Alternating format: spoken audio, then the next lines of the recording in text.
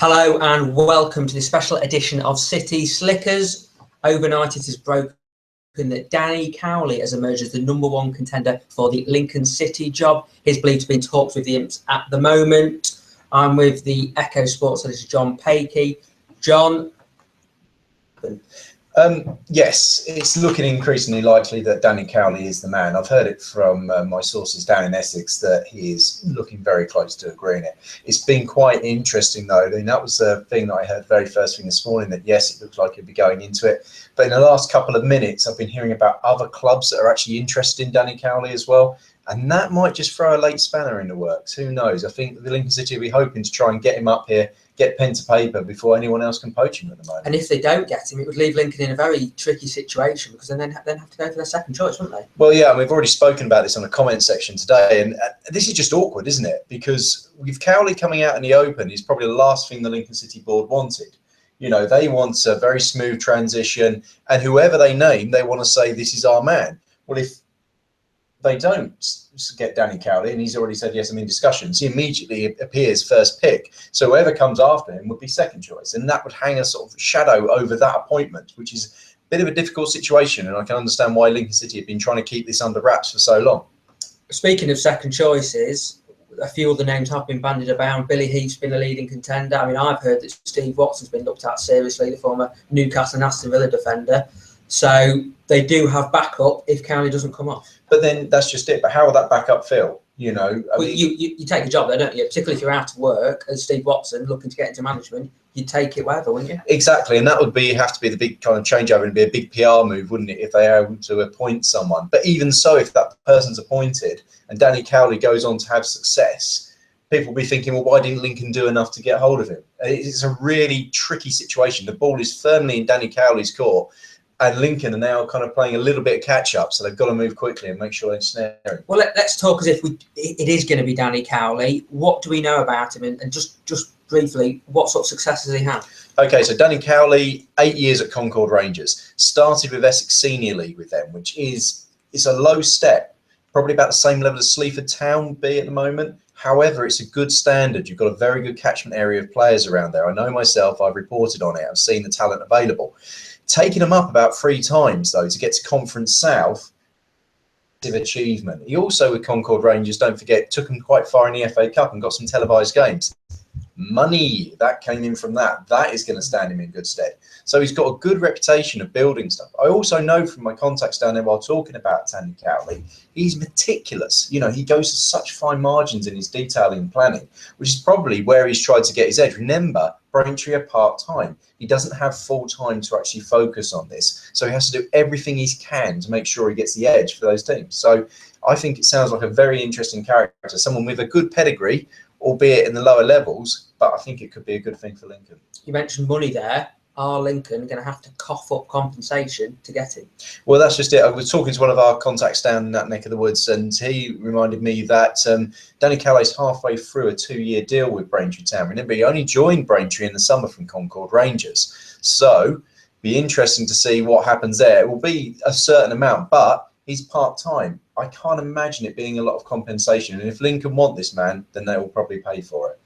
Right, let's get on to some of your questions. You've been getting in touch with us at the Lincoln City Banter Facebook page. Thank you very much for your questions. We've got some really good ones. First one is from Martin Gardner. If Cowley was appointed, would he bring his own backroom staff with him? Apparently, they've got a decent setup there. Would they all want to up sticks and move all the way up here? Well, that's interesting. So first of all, you've really got to consider what is the situation at Lincoln, okay? So we know David Priest has gone. It's increasingly looking like, I presume, that Grant Brown has left as well, though the club has made no official statement to that effect. I was on the understanding that, unfortunately, this was Grant's last year of his contract, and that would be it. Okay, so it seems like he could be going out the door. And that just leaves probably Kev Oxby, the physio. I don't know what his contract situation is, but I think he would be a good person to keep on board, because I can't see all of Braintree's staff relocating up to Lincoln. I think that maybe Danny will bring his brother Nicky, who's very much assistant manager. They say assistant. I get the impression from some of my colleagues down south that they work in a very much like a tandem situation. It's more of a joint managership sometimes, but Danny often taking the lead and obviously taking the helm on these issues. So I don't think we'll probably see anything more than maybe Danny and Nicky announced as managers. I can't see them bringing much in the way of their backroom staff up, because I also don't think Lincoln City probably have the budget.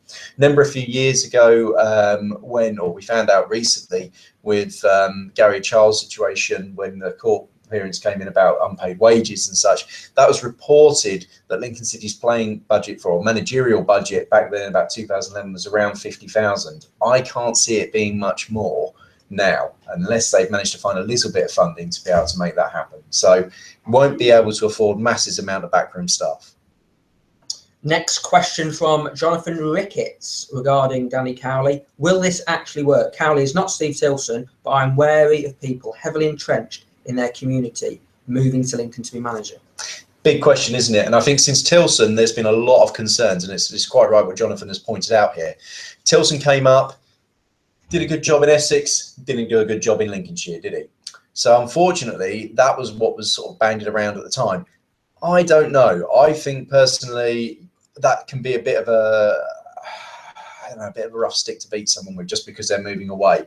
You only have to look at one great Southerner who came up to Lincoln as a manager, and that was Colin Murphy, and no one will deny the success he has. I think it's very much down to the individual. I don't think you can just brandish it about. I know we all know that you move away to a different area and it becomes difficult, but I can tell Danny Cowley for himself, coming out of that corner of Essex, which he is from and I am from, it's very nice up in Lincoln, and I would thoroughly recommend coming up here. So come along, Danny. If that doesn't convince him, I don't know, that's just a ringing endorsement, isn't it? Next question from Andrew Wood. How long have you at Echo Towers known about the interest in Cowley? Wonder how much input Clive Nates has had in his pursuit of Cowley. I imagine Danny, his brother, wouldn't be cheap to prize away. I think we've already covered that one briefly. So, yeah. How long have you known about it? This is an interesting one, isn't it? Because quite often we know things, don't we?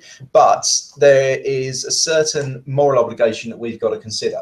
Now, if we had it on the record about Danny Cowley and we had good sources about it, would it be right for us to report that? You know, you could probably say, well, we're Lincoln City, we don't really care about Braintree, but you've got to think about always a consequence of what your reporting does, okay? And I personally would not want to report on upsetting something which is going to cause problems for another team's promotion push or anything along those lines. I'd find that difficult personally. You might say, well, it's Lincoln City, who cares? But I think also Lincoln City care, because they don't want news being bandied about, which again would put them in bad light and make them look like they're only going to start picking off other teams. You know, they've got to really make friends to be able to prosper in this division. They can't cause any upset. And that's essentially what Lincoln City have done. They've kept this very, very tight, haven't they? They've kept it cards close to their chest about who this is. And that's why there'd be no line coming from them officially about who they're going to be interested in. All of this has been driven from the Essex angle and from my colleagues down south. And it's been quite interesting to see how they've gone about this and how they've reported it. And I think now the season's over, that's when things have come to the surface. And that's why it's been all of a sudden what's been very quiet for a few weeks has suddenly ignited. So that's kind of how it works. And the sort of questions that we have to take while actually sort of like reporting this. As for Clive Nates, interesting here. I think it's been very interesting because remember Clive had that conversation with me where he said, I have a man in mind and that man in mind is applied. And he said, they didn't have to chase him. I wonder if that is Cowley. He seems to be a fan of Cowley. Yeah, well, we were discussing it, wasn't it? Because Clive on his Twitter feed is often favouriting and retweeting things that Danny Cowley has said, which has left a lot of people thinking, oh, it's obvious it's him.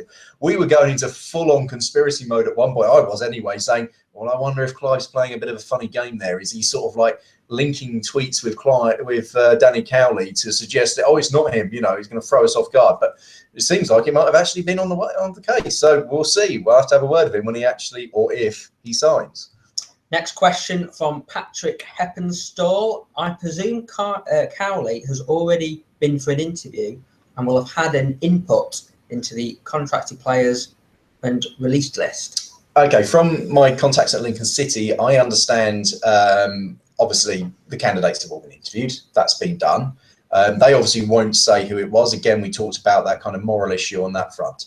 But what I do know is from talking to them about how those interviews went, that the people in question knew an awful lot about the team. They knew an awful lot about who was involved, who they would keep, who they would try and sign. They had very good analysis of the players. They said they're actually very impressed with sort of like the feedback they got from them about the players. Now, if that's the case, they also will probably be ready straight away to draw up a retained list. And I think that's what we're probably going to be looking at. I think in the next couple of days, as soon as this appointment happens, it looks like they'll basically, the list will be drawn up and it'll be released. Right, the next question from Mark Williams, who has posted on Lincoln City Banter. Be interesting to see if Cowley joins us. How many of the current Braintree squad may follow? That's obviously good enough and fancy a crack at the full-time game. Yeah, now this is a really interesting one because, of course, again, this is where geography plays a part. Now, we said about the fact that, okay, Southern base, would he be able to bring those players up? They're part-time. I mean, they very much are part-time. I know you get some part-time clubs where the players are part-time and they actually don't really do a full-time day job. But as my colleague Carl Marston from the East Anglian Daily Times reported the other week, following their 1-0 win over Grimsby in the playoff semi-finals, I think it was something like 14 of the 16 squad had to go back to work the next day. So that would be interesting. It very much depends on their circumstances. It depends if the club have actually space to put players up. I know one of the big savings that Lincoln City made over the last year or so is that they've reduced the number of players they are actually supporting in terms of accommodation. They've very much gone for players around the sort of East Midlands, South Yorkshire catchment area. And I think that's a big, big part of it because you don't want to be finding most of your budget taken up in rent. I mean, it's just pointless. So if those players want to come up here, they've also got to show a certain level of commitment. So I think it'll be quite interesting to see. But there is a big catchment of players to be had from. Danny Cowley will probably have been, keeping an eye on what's available. So might see some come up. Others might still commit to Braintree. Okay, another question about Cowley. Will he relocate if offered the role? Do you think he will make the change from part-time to full-time seamlessly, or will he need time to adjust? Also, will he cope with the pressure of being at a larger non-league club with higher aspirations and pressures? That's from Jason Gill, by the way. Jason, that's a great question. I mean, that's one we're all kind of wondering about, isn't it? Because it is that big step. I know Braintree. I've known Braintree for years, and it is a club which is on a smaller scale than Lincoln City. There's no denying it. But there is also quite a fair bit of pressure around there. I mean, that corner of the county in Essex is very football dominated. There is probably no other sport out there at all.